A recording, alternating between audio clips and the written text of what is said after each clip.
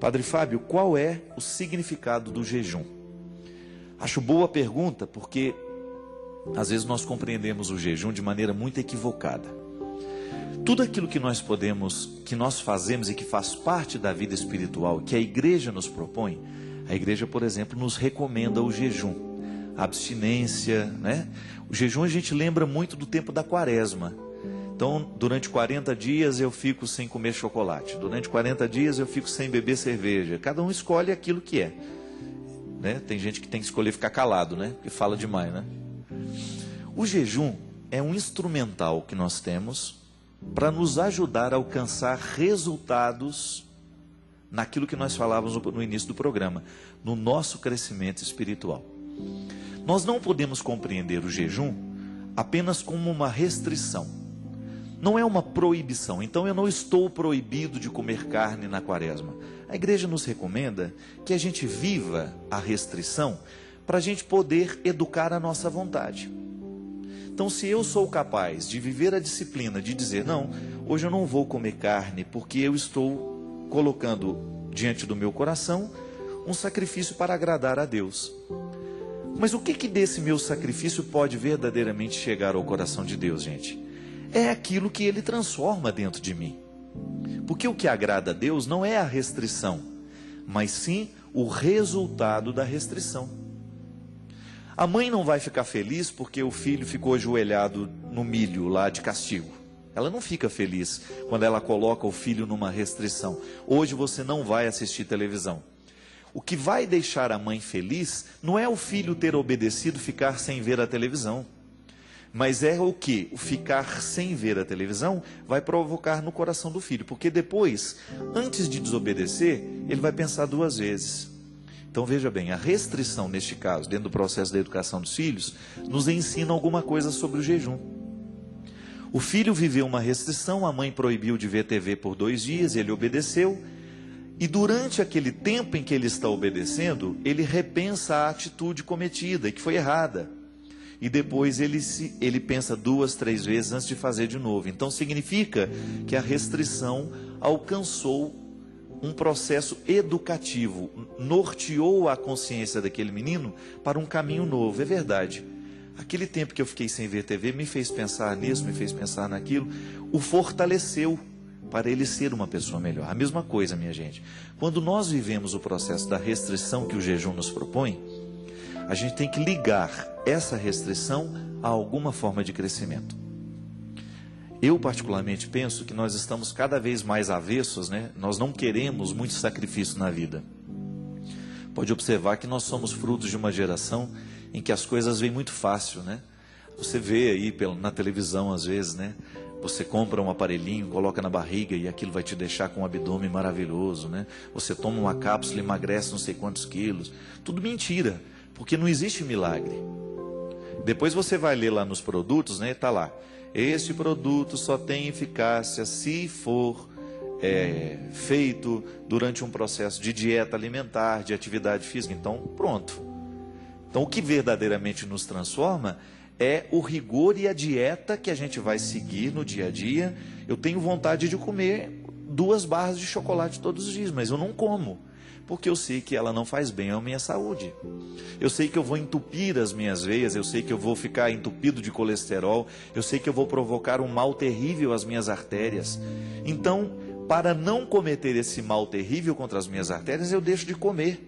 Está vendo que a restrição tem um aspecto positivo, eu estou tendo em vista a minha saúde. A mesma coisa entra na dimensão das promessas, né? Olha, eu vou fazer promessa para Nossa Senhora, para Jesus me fazer isso, aí eu vou subir de joelhos a escadaria da igreja. Veja bem, Deus não fica feliz quando eu subo a escadaria de joelho. Deus fica feliz quando eu verdadeiramente cumpro o compromisso com Ele de ser bom. Deus ganha uma chance no mundo cada vez que eu sou bom por Ele. Esse é o verdadeiro significado do jejum. Então eu começo a administrar coisas no meu dia a dia para eu exercitar a minha disciplina. Porque ninguém pode ficar bom nessa vida se não tiver disciplina, minha gente. Uma vez perguntaram para o Rui Barbosa qual era o segredo da sua inteligência brilhante, da sua sabedoria. Sabe o que ele disse? É que o sol nunca me surpreendeu na cama. significa que ele levantava cedo. Significa que ele tinha uma disciplina de leitura, de estudos. Se a gente quiser ficar bom na vida, a gente tem que se disciplinar. O cantor vai estudar cantar, o músico vai... Não é verdade, Maurício? Quantas vezes você precisou ficar lá repetindo a mesma nota, o mesmo exercício musical? Eu, como padre, qual que é meu exercício? Eu tenho que o tempo todo me exercitar no conhecimento teológico, no conhecimento geral. Por quê? O povo merece um padre que pelo menos saiba teologia. Eu tenho tantos amigos padres e graças a Deus o meu programa é assistido por muitos padres, muitas religiosas, gente por esse Brasil afora que faz diferença na vida do povo. Ontem eu estava pensando sobre isso, minha gente, lá, depois que terminou os autógrafos, a gente estava lá conversando, eu, o Gabriel, o João aqui do Pitágoras, que dirige a Rede Pitágoras aqui em Belo Horizonte, a Rosane, que foi secretária de Educação lá do estado do Amazonas.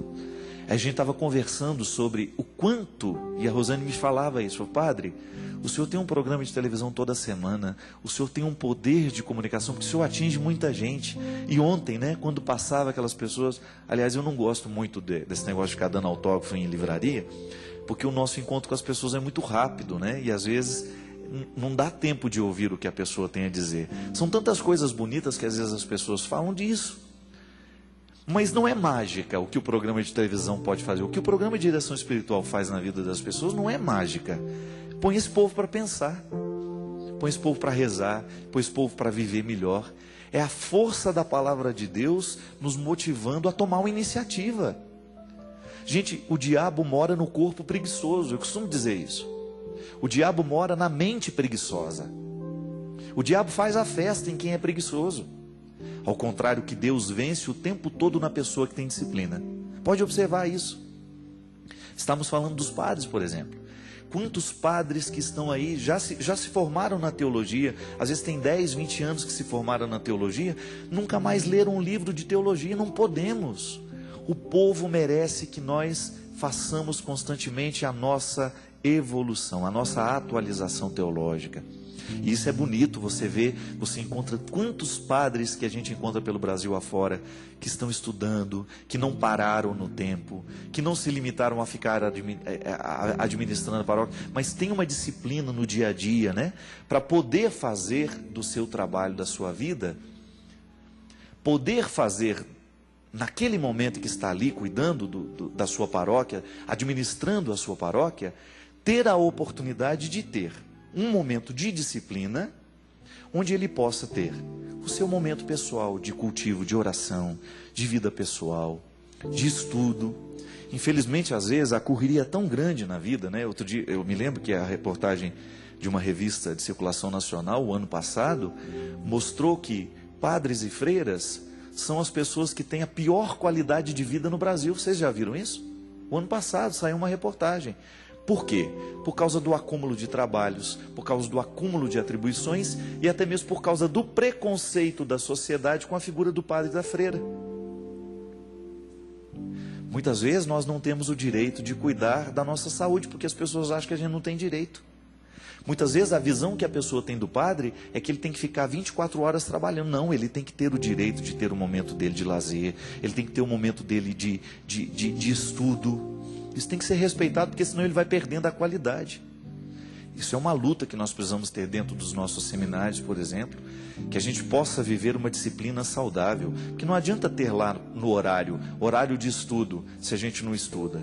Eu, como seminarista, tenho que ter consciência de que amanhã, como padre, a sociedade vai me exigir. Eu preciso representar bem essa igreja. Eu preciso qualificar cada vez mais o meu ministério sacerdotal. O jejum nos ensina isso.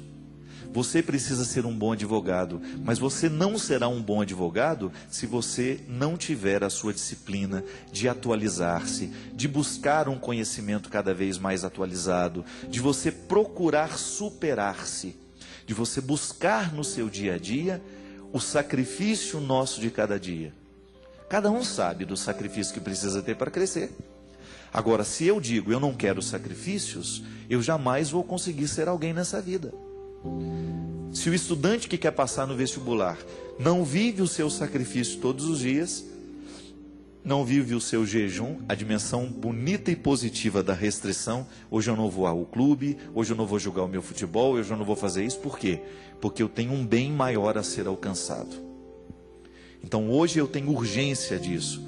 Então eu vou fazer uma administração da minha vida e vou viver o sacrifício positivo para que eu alcance o resultado. Isso é o significado bonito, humano e espiritual, para unir as duas realidades. É o crescimento que o jejum pode nos proporcionar. E é isso que move o nosso coração para essa santidade que Deus espera de nós. Tá bom?